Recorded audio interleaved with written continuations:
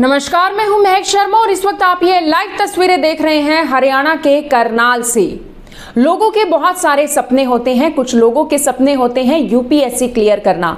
बहुत सारे लोगों के ये भी सपने होते हैं कि हम एक अच्छी कंपनी में जॉब करें। बहुत सारे लोग ये सोचते हैं कि हम अपने माँ बाप का नाम रोशन करें। कुछ लोग तो ऐसे भी हैं जो अपने साथ साथ पूरे देश का नाम ना सिर्फ सोचते हैं कि हम रोशन करें बल्कि करके भी दिखाते हैं। लेकिन क्या आपको मालूम है कि जब आपके, हमारे या फिर देश में किसी भी व्यक्ति के या फिर इस दुनिया में किसी का भी कोई सपना टूटता है तो उसके अंदर का जज्बा खत्म हो जाता है और कई बार तो जीने की इच्छा भी खत्म हो जाती है। आज हरियाणा के भिवानी में एक ऐसा ही बड़ा मामला देखने को मिला।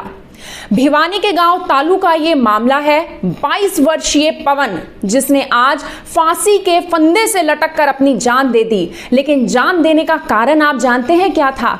जान देने का कारण ये था कि वो अपना सपना पूरा नहीं कर पाया। लेकिन क्या था ऐसा उसका सपना जो वो पूरा नहीं कर पाया, जिसके लिए उसने बहुत ज्यादा मेहनत की। तकरीबन अपने पूरे इस जीवन के 10 साल लगाए।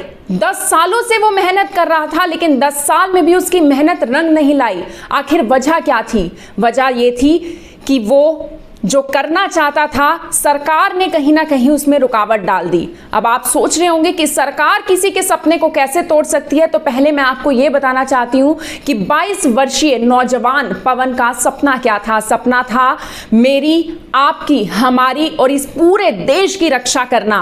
देश की रक्षा करने का मतलब आप समझते हैं? देश की रक्षा, जब भी ये नाम सामने आता है तो हमें हमारे फौजी याद आते हैं, भारतीय सेना के जवान याद आते हैं जो बॉर्डर पर हमारी सुरक्षा के लिए 24 घंटे डटे रहते हैं। ऐसे में हमारे देश का एक बेटा जो आज इस दुनिया को छोड़कर चला गया है, उसने प्रण लिया था। प्रण ये लिया था कि मैं अपने पूरे देश का नाम रोशन करूंगा। नाम कैसे रोशन करूंगा? अपने माँ बाप का भी नाम रोशन करूंगा, लेकिन वो अपना पूरा जीवन वो देश की सेवा में न्यौछावर करना चाहता था कि मैं देश सेवा करूं। लेकिन देश सेवा का सपना छीना सरकार ने। आपको मालूम है कि 3 साल से भारतीय सेना में भर्ती रोकी हुई है कोरोना के नाम पर। लेकिन आपको यह भी मालूम है कि अब कोरोना नहीं है। हालांकि कुछ जगह पर देखने को भी कोरोना के केसेस मिल रहे हैं, लेकिन बीच में आपको पता है जब विदेश में आने जाने वाले लोग रुके नहीं, जब भारत से विदेशों में लोग जा रहे हैं, मंत्रियों के जहाज विदेशों में जा रहे हैं, चाहे मैं भारतीय सेना के गोली बारूद जैसे आइटमों की बात करूं जो भारतीय सेना को जरूरी है, जब सारा सामान भारतीय सेना तक पहुंच रहा है तो ऐसे में भर्ती क्यों नहीं हो रही है? दूसरी बात आपको मैं ये भी बताना चाहती हूं, भारतीय सेना से हर साल जो जवान रिटायर हो रहे हैं, यानी कि जो जवान जब भारतीय सेना में उन्होंने भर्ती ली थी और आज उनकी रिटायरमेंट है, तो ऐसे में उनकी पूर्ति कहां से होगी? क्योंकि 3 साल से भारतीय सेना में जवानों की भर्ती नहीं हुई है। ऐसे में बहुत सारे नौजवानों के सपने टूट रहे हैं। सपने इस कदर टूट रहे हैं कि शायद उनकी जीवन इच्छा ही खत्म हो रही है। और ऐसी ही जीवन इच्छा खत्म हुई 22 साल के पवन की, जो कि हरियाणा के भिवानी का रहने वाला है। उस बेटे ने सोचा ये था कि मैं देश प्रेमी हूं तो मैं देश सेवा में अपनी जिंदगी को न्यौछावर करूंगा। लेकिन उसकी भर्ती नहीं हुई, 3 साल से तो भर्ती नहीं हुई। और अब जब उसने ट्राई किया तो वो ओवर एज हो गया। ओवर एज होने के बाद भारतीय सेना में उसकी भर्ती नहीं हुई। उसके पिता जसवंत आज सरकार को कोस रहे हैं। कोस इस वजह से रहे हैं क्योंकि उसके बेटे का सपना था भारतीय सेना में भर्ती होने का, लेकिन अब वो कभी पूरा नहीं हो सकता, क्योंकि पूरा होने के लिए अब उनका बेटा इस दुनिया में ही नहीं रहा। पूरे गांव में मातम पसरा हुआ है। मातम इस वजह से पसरा हुआ है क्योंकि गांव का और आसपास के इलाकों का सबसे बड़ा धावक बन चुका था पवन। रोजाना दिन में 3-3 बार कई किलोमीटर तक वो दौड़ता था। और बड़े ही शर्म की और बड़ी ही एक इमोशनल बात ये निकलकर सामने आई कि जिस ट्रैक पर वो दौड़ता था ना, जिस मैदान में वो दौड़ता था, वहीं पर उसने आज सुबह एक सुसाइड नोट रखा। सुसाइड नोट रखने के बाद जो उसने अपने हाथों से लिखा था, उसी ट्रैक के पास एक पेड़ था। पेड़ पर फांसी का फंदा बनाकर आज वो उस पर झूल रहा था, लटक गया और उसने अपनी जान गंवा दी, जान दे दी।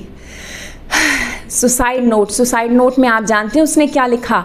उसने लिखा कि पापा अलविदा, मैं जा रहा हूँ। और अगर मुझे अगला जन्म मिलता है, अगर मैं इस दुनिया में वापस आऊँगा, तो मैं भारतीय सेना में भर्ती होना चाहता हूँ। मैं वहाँ का जवान बनना चाहता हूँ, देश की सेवा करूँगा।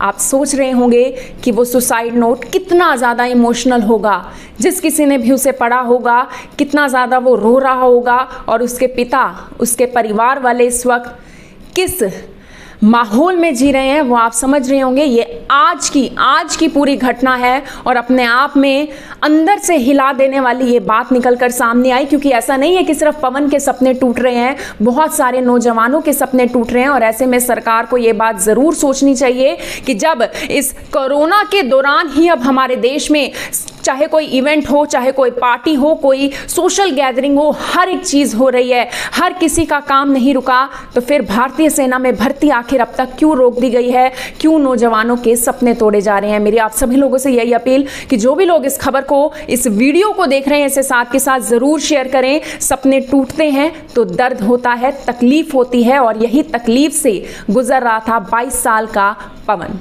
धन्यवाद। अब यहाँ तक आ ही गए हैं तो हमारे चैनल को सब्सक्राइब जरूर करें और नीचे दिए गए बेल आइकन को जरूर दबाएं, ताकि हर खबर सबसे पहले पहुंचे आप तक।